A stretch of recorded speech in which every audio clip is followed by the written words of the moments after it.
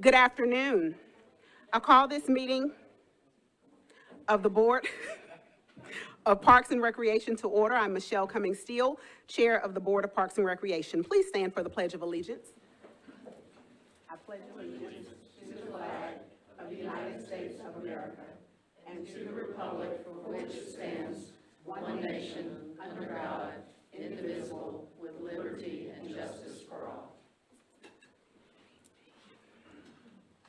We'll move now to the appeal of decisions pursuant to the provision of 2.6.030 of the Metropolitan Code of Laws. Please take notice that decisions of the Metropolitan Board of Parks and Recreation may be appealed to the Chancery Court of Davidson County for review under a common law writ of certiorari. Any appeal must be filed within 60 days after entry of a final decision by the board. Any person or other entity considering an appeal should consult with an attorney to ensure that time and procedural requirements are met. We'll move now to the consideration of minutes. Have you all had an opportunity to read our October minutes? Thank you so much. Is there a second? It's been properly moved and seconded. All those in favor? Any opposed? Thank you so much. Director Odom, are there any referrals from council members present? Yes, Council Member Hurt is here, as well as Council Member Withers are here with us today. Thank you so much. Thank you so much for being here. We're going to move now to old business 09-22-05 pursuant to the acceptance of the donation of a 4.4 acre parcel of property adjacent to the Nashville Zoo for a parking garage. Parks Board Agenda Item 1221-03, December 2021. Staff requests approval to amend the current lease agreement between Metro Parks and the Nashville Zoo to include the donated parcel. This will be deferred indefinitely for now. 10-22-05, staff requests approval of the Park Board to acquire 3136 Parthenon Avenue, a 0.26 acre property currently owned by the volunteer builders, to allow for a possible future expansion of the dog park, and to swap 3136 Parthenon for 3140 and a portion of 3138 Parthenon to create an equally sized 0.26 acre parcel. The acquisition committee met this morning. Is there a recommendation from acquisition? We recommend approval. Thank you so much. Is there any discussion from the board? All right, I'll accept the motion. So moved. Is there a second? It's been properly moved and seconded. All those in favor? Any opposed? The motion passes. Moving to 10-22-06. Staff requests approval to enter into a purchase and sale agreement with the Trust for Public Land and ultimately to purchase 3.92 acre of property for expansion of Lachlan Springs Park. The property is located at 1900 Forest Avenue, tax parcel number 083-100-282, and described as parcel B in the attached purchase and sale agreement and boundary exhibit. The acquisition committee met this morning. Is there a recommendation from the acquisition committee? Commissioner Hayes. We recommend approval. Haynes, I'm sorry. Is there any discussion from the board? I'll accept a motion. Is there a second? All in favor? Any opposed? The motion passes. 10-22-07, Piedmont Natural Gas requests a dedicated temporary construction easement and a permanent utility easement for installation of a new natural gas transmission pipeline near Whites Creek Pike and Buena Vista Pike across Metro properties. Line 431, Phase 2, track numbers and compensation is as follows. Track 14, parcel ID 049 000 30800 Whites Creek Pike, permanent pipeline easement 9,400, temporary construction easement 800, total $10,200. Track 15, parcel ID 049 000 9400 3854 Whites Creek Pike, permanent pipeline easement 4,200, temporary construction easement 4,500, total 8,700. Track 16, parcel ID 049 000 30600 Whites Creek Pike, permanent pipeline easement 4,000, temporary construction easement 3,400, total 7,400. Track 17, parcel ID 049 000 030703832 Whites Creek Pike, permanent pipeline easement 4,000, temporary construction easement 2,700, total 6,700. Track 33, parcel ID 059-0000-6001, 0 Buena Vista Pike, permanent pipeline easement, $47,500. Temporary construction easement, $23,600, total $71,100. Total compensation for all 5 tracks is $104,100. The acquisition committee met this morning. Is there a recommendation from the acquisition committee? Commissioner Haynes. We recommend approval. Thank you so much. Is there any discussion from the board? I will accept the motion. Is there a second? All in favor? Any opposed? The motion passes. We're moving now to the consent agenda. I will accept a motion to accept the consent agenda in its entirety. All those in favor? Any opposed? The motion passes. We're moving now to new business, 11-22-02, Tennessee Immigrant and Refugee Rights Coalition requests approval to officially name the property located on parcels 162-000-030-600 and 162-000-30500 as Mariposa Park. We'll defer this to the naming committee. 11-22-03, staff requests approval and concept of a participation agreement between Metro and 1000 Second Avenue North, LP, the developers of Stockyards, a proposed multi-use development adjacent to Cumberland River Greenway, downtown, located at 900 Second Avenue North. The participation agreement will include design and construction of the improvements subject to Metro Parks design and approval and permanent maintenance by the owners of the property. We will defer that to acquisition. 11-22-04, staff requests approval for an agreement of grant of Greenway conservation easement between Metro Government and Union Brick RE LLC on property owned by Union Brick RE LLC located at 801 12th Avenue North, Nashville, Tennessee, 37203 on parcel ID number 0920403230. We'll defer that to acquisition as well. We're moving now to special presentations. Mr. Tim Nash to present Plan to Play, Parks and Greenways Master Plan to the board. Thank you, Dr. Steele. Thank you. As most of you know, Plan to Play is our countywide Parks and Greenways Master Plan. It was completed in 2017 and was conceived as a 10-year plan. So today I'm going to try to compress a lot of information and give you a very high-level overview in the time that's available, but to talk about the plan scope, the process that we went through to develop the master plan, and the resulting recommendations. And then I'll share with you where we're at with a few key benchmark measures of our park system, primarily related to the planning division, because that's the division that I personally have the most knowledge about. Our consulting team on Plan to Play included the Trust for Public Land, Noel here representing TPL, Hawkins Partners Pros Consulting, which is a consultant out of Indiana that specializes in operations and financing of parks, McNeely, Piggott and Fox, and others with specialized expertise in public park systems. And the plan includes recommendations in 5 specific categories: land, facilities, programs, operations, and funding.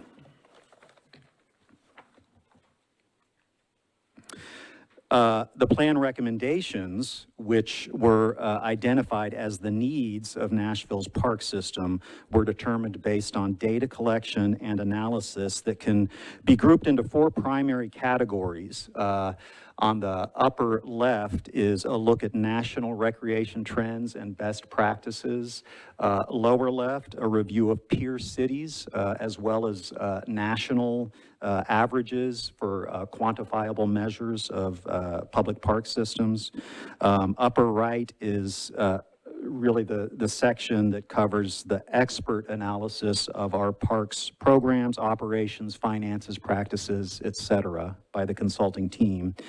And then lower right is the public input, the surveys, the stakeholder interviews, et cetera. The input that represented local, resident, and stakeholder perspectives. So this is a snapshot of that community input component. Over the course of a year and at key milestones in the process, we had many, many public events, meetings in multiple languages, on multiple platforms, in person, online, et cetera. Total, we had about 9,000 participants, over 5,000 online surveys, 15,000 email subscribers, and 488 people attending public events. So I think that, at that time, we all felt really good about the public involvement and participation, and felt confident that the plan represented community needs as self-identified during that time. Here are our peer cities, which are, in some cases, common comparison cities for Nashville. In some cases, were selected because they have similar characteristics to Nashville, but also really are representatives of best practices in terms of park system development. One thing that I'll point out, because it comes up frequently, for example, in Park Score, which is the Trust for Public Lands comparison of the top largest 100 cities in the United States, is our acreage. Nashville and Davidson County, as a consolidated government, has 526 square miles within our jurisdiction. That is really large compared to most American cities, and it impacts some of the measures that you see in Park Score annually. You can see on this slide, however, that Charlotte, Mecklenburg is really comparable to us in terms of square mileage. So by that measure alone, they are maybe a more apples to apples comparison to us in some ways. With the Trust for Public Land, we also completed a benefits study, an economic benefits study of parks in Davidson County in these 6 main categories. And the total annual value of those benefits of parks, as estimated by TPL, was about $500 million. So let's move into the first category of recommendations, which is land. Let's see, the line graph there at the lower left was produced in order to communicate to the public in 2016 just how much our park system had grown in the previous 14 years. 2002 is used because that was the first year we had ever completed a countywide Parks and Greenways master plan. That was Make Your Marks on Parks, and it informed lots of the investments following that point. And then the bar graph on the right shows total park acres in Nashville compared to our peer cities. One key strength of Nashville's park system that continues to be the case as illustrated in Park Score is that Nashville has an unusually high average park size, and that's by design. With the countywide open space plan completed in 2011, efforts on the part of Parks and Greenways for 25 years, we've acquired sites like Shelby Bottoms, Beeman Park, Bells Bend, et cetera. So we have strategically focused on very large acreage parks. In some cases, I'll say at the expense of small pocket parks in urban areas that are more suitable to walk to access. Here's a similar graph that shows our acres per 1,000 residents. The center bar graph shows that, and that is what we call level of service. Our level of service is acres per 1,000 residents, and you can see there a comparison with our peer cities. The map on the right is a Park Service gap map. So each of those green, I know they don't look green, but those are green shapes there, are areas that we consider to be reasonably well served by parks. So it's those white areas that are underserved and should be priorities for land acquisition. So in the table there, we have different park classifications. I won't get into those for the purposes of our discussion today, and the 2016 level of service. And the important cell there is the one at the bottom of that column, 22.05 acres per 1,000 residents. That was our level of service in 2016. The 2027 recommended level of service is in most of those categories. You can see that we proposed modest increases in level of service by 2027. Based on those new recommended levels of service and projected population growth, the column to the right shows the number of acres recommended by 2027. And I will note here that in the process of pulling together this presentation, I noticed some errors in the original plan to play. So what you see here, if you compare it to the numbers in the document, they're a little different. This is that same table, but I've added the last three columns. So since 2016, total at the bottom, you can see that we've added about 250 acres, putting us at a total number of acres at about 16,200. What that means, based on our current population, is our current level of service is 22.8 acres per 1,000 residents. If you scroll back to our 2016 level of service, you'll see that our level of service from an acreage measure has decreased. Facilities, next category.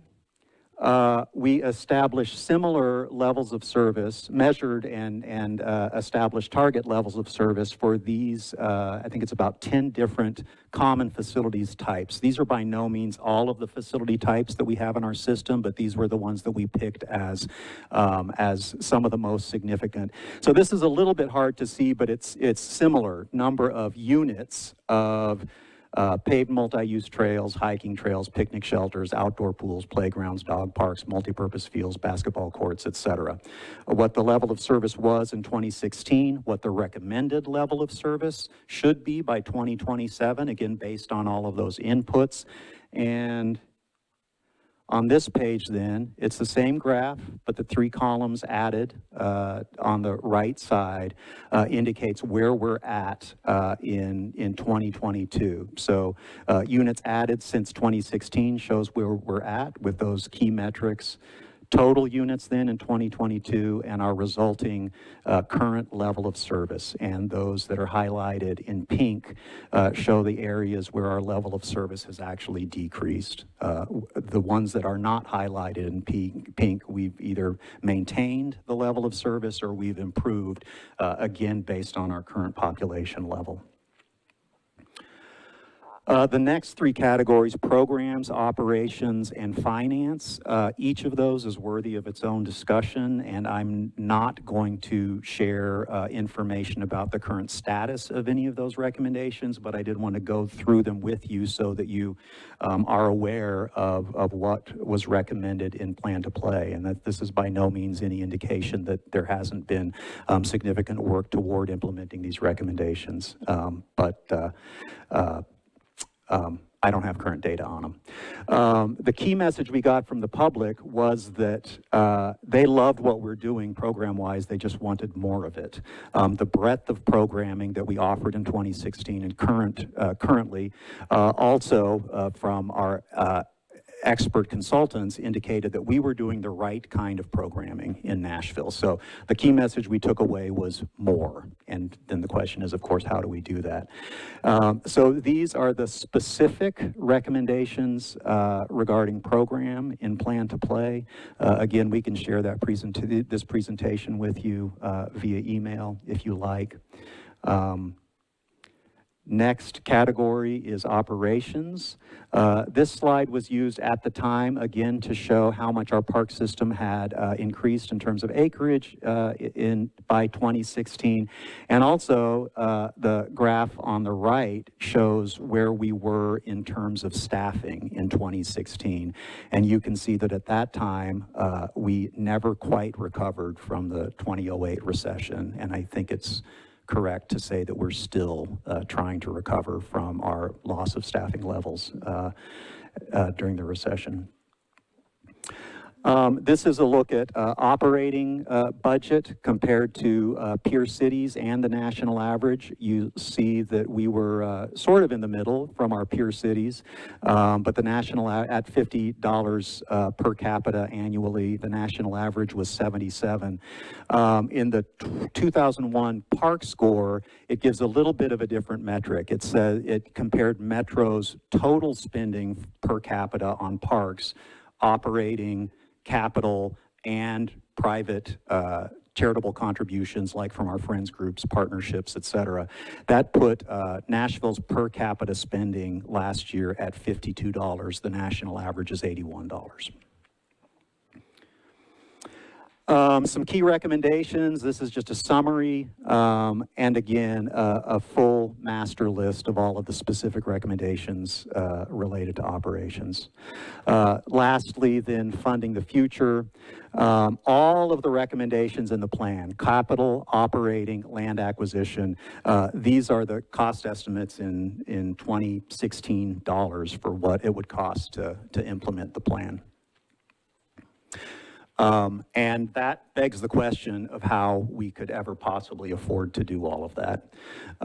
One thing that our consultants made very clear is that Nashville is unusually dependent on Metro's budget for our funding. Most parks departments have much more diversified revenue streams.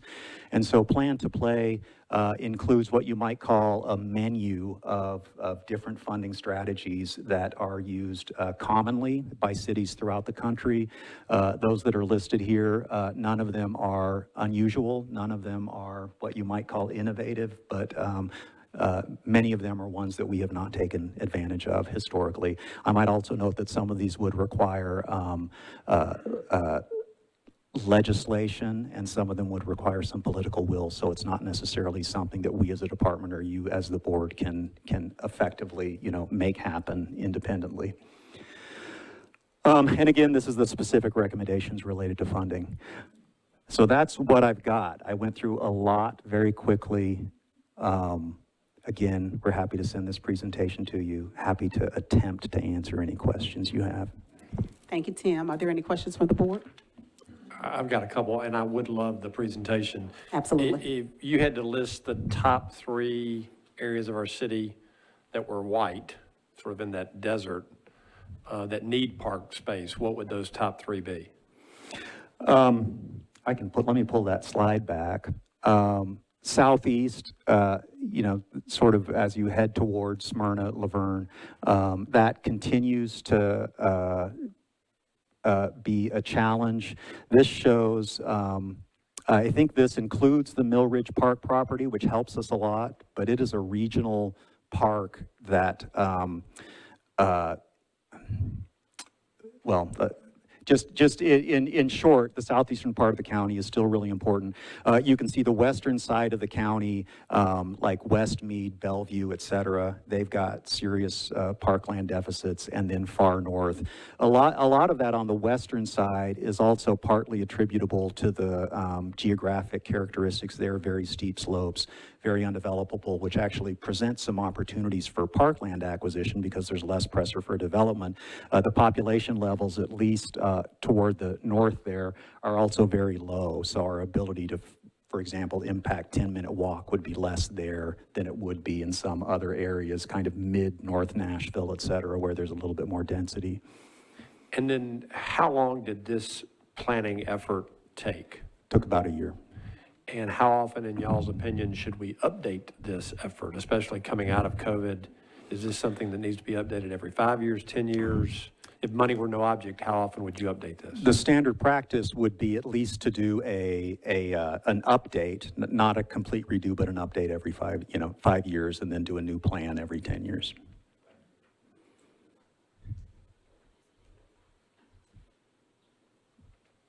I was just going to say thank you because I was the one who asked for this agenda item. Excuse me. And I do think that there's a lot of material here that you covered in a short period of time. The statistic that I can't tell if it's in this slide, but it's that 10-minute walk statistic, which I think is a really important one for us to understand and how we can I guess, just continue to strive to improve that 10-minute walk to any park. Is that embedded in here? Well, the service radius, again, those green shapes, is a geographic area around each park. This gets into the question of the park classifications, so the leftmost column there. For the most part, the differences between those are geographic in terms of size, acreage. But it also is a means by which to be strategic about which size parks are appropriate in what location. So a 2-acre park in a downtown area is going to have many more people living in a 10-minute walk shed than, say, if you put a 2-acre park in Westmead, for example. What we had to acknowledge with the service radius as shown on that map is that the land development patterns in Nashville don't always support a 10-minute walk. So as these parks get bigger, the service radius increases in plan to play, and as the density levels drop, the service radius gets larger. And that's outlined in more detail in the plan itself. Thank you. And I guess I just would say that this is really helpful, and I hope that we can continue to understand where we are as a department on some of the other areas, especially, I think you highlighted the ones that you talked about, but I think, it would be helpful to know about the finance part and the other areas too. So maybe we can dedicate some more time to that, or consider updating it. And let me also add, I think this is the reason the East Bank plan with Wharf Park on the other side and the East Bank plan for all the park space that's being discussed is critically important to our city to help improve all these statistics. So what do we need to do to update it? Like, I think everyone would probably for that. Should we put that on the agenda to talk about having a formal update of this? I think in terms of updating of the plan, we probably need to get a cost estimate first, because I think it has more to do with using consultants and updating it. Because as you, or as Tim referenced, this is a 5-year-old plan now, and an update probably would be appropriate given shifting market forces, COVID, population shifting, et cetera. So, yeah, we can do that. Can you get us an estimate, Tim? Okay. Yeah. Any other questions from the board? Thank you, Tim. You can just stay there for your capital projects update. Okay, I'll be fast. Just big changes from last month. One new item on the agenda here is a shade structure being installed in Green Hills Park. That's a project that you all approved from the Friends Group some time ago. Cossie Gardner Senior, this is the park on Jefferson Street that we opened a year or two ago. And you all, let's see, I don't know, I don't want to speak to approvals on that, but MDHA, as with the first phase, is implementing this phase, which is primarily going to be focused on a new event pavilion and structure on that site. Old Hickory Community Center design, we're having an additional public meeting this Thursday night. Welcome to join us at that. Sunnyside Mansion restoration in Sevier Park, that construction team has mobilized and has put in the silt fences, erosion control. They've started the tree removal. They're up and running there. Tusculum Road, this is the property that now is being proposed to be named Mariposa Park. We've had one public meeting last Tuesday night, and we're having a second site event this Saturday. And Two Rivers Mansion, which would be the events center pavilion, we're kicking off design with that design team this month. Thank you. Are there any questions from the board? Thank you so much. We'll move now to Greenways Open Space Update with Amrita Chatterjee. Good afternoon, everyone. So all the projects that we have, they are mostly long-term. I have one update from the Charlotte Corridor Rail with Greenway, so the master planning and community input and policy phase process that is still underway. We are finalizing the draft report on that, and we'll have a community engagement once that is completed. The other projects, the 440 Greenway, Sevier Park to Browns Creek Park is also in design phase right now. And we also plan to have a public engagement for that project. Opry Mills Connector, the final T-Dot excess land license is almost executed at this point. There are several other projects ongoing. And just to add to what we heard from the Plan to Play update, all these projects also can help us achieve the 10-minute walk shed, because these are more linear projects and would help to connect all these parks. Another update is regarding the Broadway Bridge reconstruction project.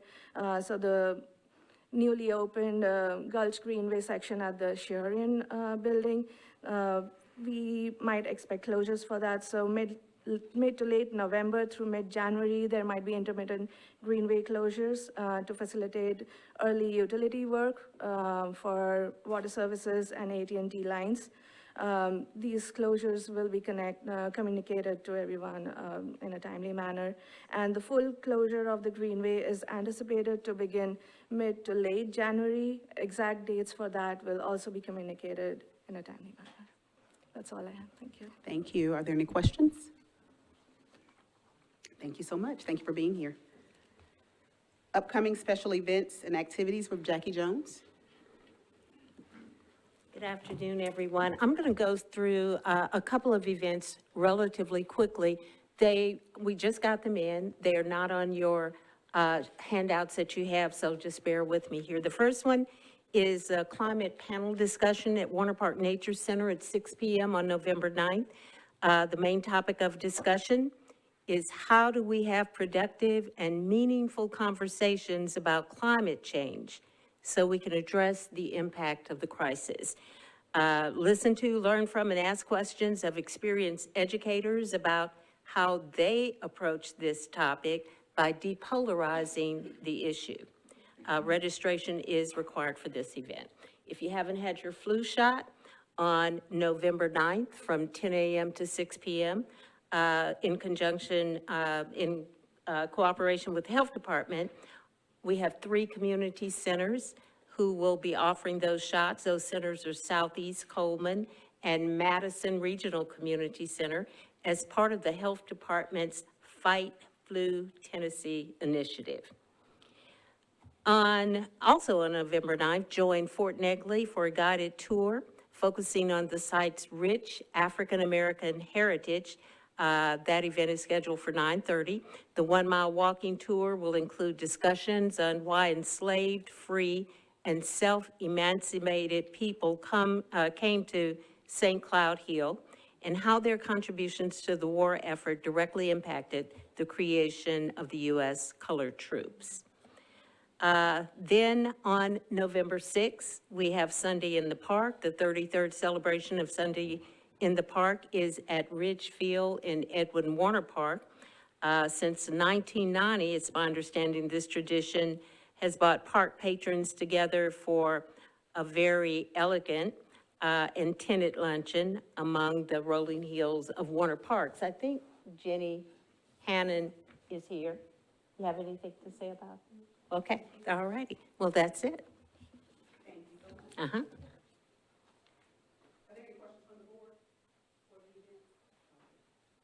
Are there any questions from the board for events? Thank you so much. Councilwoman Hurt, did you have some questions regarding the reports? I apologize, I didn't see you. Yes, thank you very much, and thanks to the commissioners for the work that you all do. I was concerned in the report, it stated that Mr. Nash presented that we had the lowest number of amount of expenses of parks. And I'm wondering if that has anything to do with the budget that you all receive, because if we're not spending any money, then the council's not going to give you any more money if you're not spending it. And the second thing is that I was wondering what the amount in comparison, you said that you had about $500 million that parks basically generate, and I'm wondering how much is that in comparison to the budget that you actually get from Metro. So if you're generating $500 million, then how does that compare to what budget that you get from the council? And the third thing that concerned me is that Commissioner Haynes made the comment that we would improve statistics with the development of East Bank and Wharf Park. And I'd like to know if you could expound on that a little bit more, because I thought that those developments were more significant than improving in statistics. We're just gonna add parkland because of Wharf Park and what's proposed on the East Bank. So the statistics will improve because we're gonna add more green space. Okay. But considering that we already have more park land than our peer cities, I'm not sure if that's really a priority or necessary for us to do. I mean, I understand the developments that's going on, but, you know, I guess it's just a little confusing for me. If I could speak to the first question, on that $500 million number, that is the estimated value of the impacts of parks. It's not revenue that we're generating. Okay. So, for example, on tourism, it calculates the economic impact of big tourist events that happen in parks and that might not otherwise happen in parks.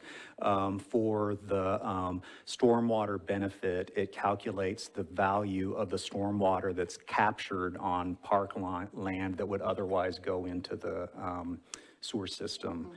So we're not getting that value, but it's of value to the broader community. And then, was there another The one question? I was just talking about, and I guess you explained that, but just looking at that in comparison to the budget that you actually have and the low amount of expenses that you all have reported in terms of your spending. I think,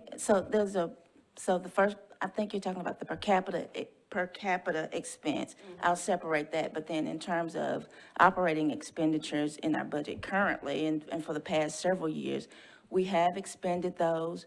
We have had a number of vacancies. We have had a COVID, shifting labor force. So I think we're very efficient with our operating budget, given some of the setbacks and challenges that we have seen, and we are always looking at opportunities and strategies to make efficient use Well, of and I our operating budget. I appreciate the efficiency and the conservatism. Right. Conservatism that is exercised. Yeah. But if you need more money in order to operate and build the type of parks department that we want in Nashville, then we've got to ask for it. We've got to let the city know that we need it in order for us to be a true player amongst our peer cities. And based on the statistics that we've seen, I think we need to be a little bit more robust in our ask as we move forward. Thank you for your support, Councilmember Hurt. I will, I think I'm remembering this correctly. I don't know, Tim, you can correct me if I am wrong, but I remember, I think at the time that we completed Plan to Play, it indicated that we would need a budget of about $67 million. That was back in 2017. Our current operating budget, which is probably 77% personnel expense, is about $55.3 million. So, yeah, I agree with you. Thank you. Thank you.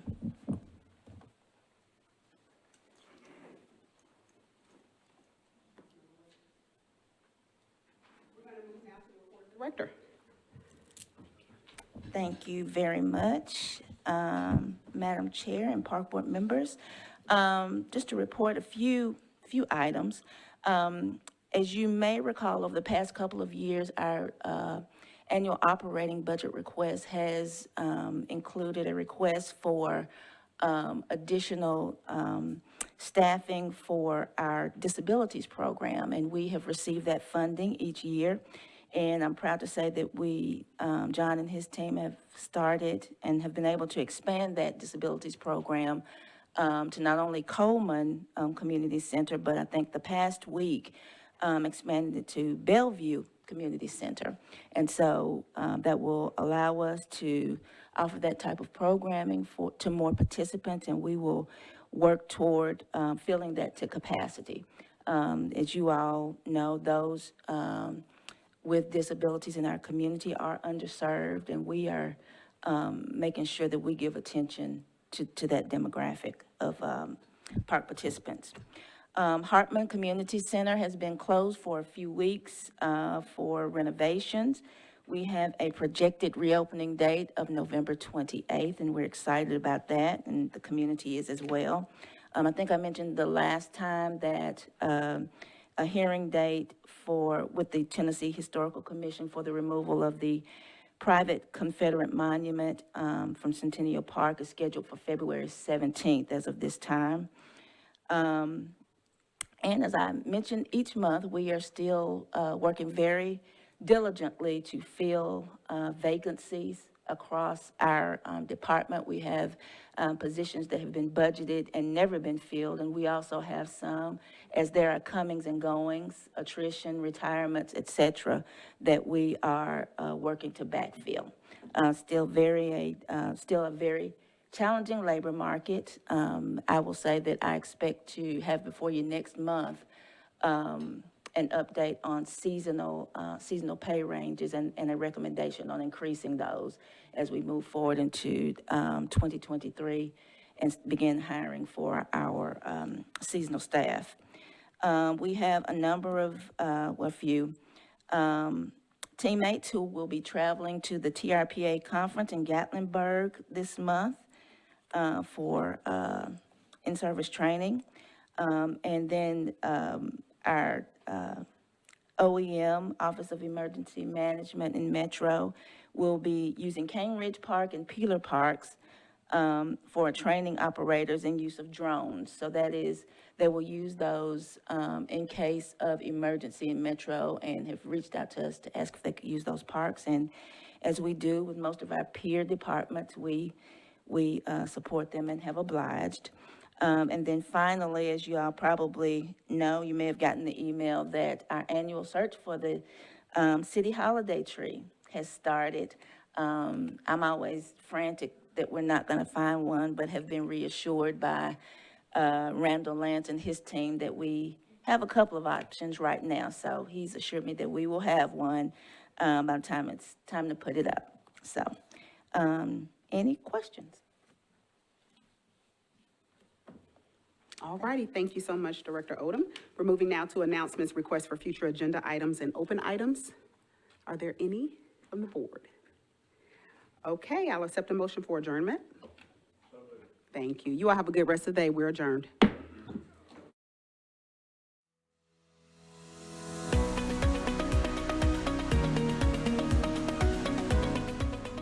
This has been a service of the Metro Nashville Network. If you would like to see this presentation again, or for more information on this and other programs, visit nashville.gov.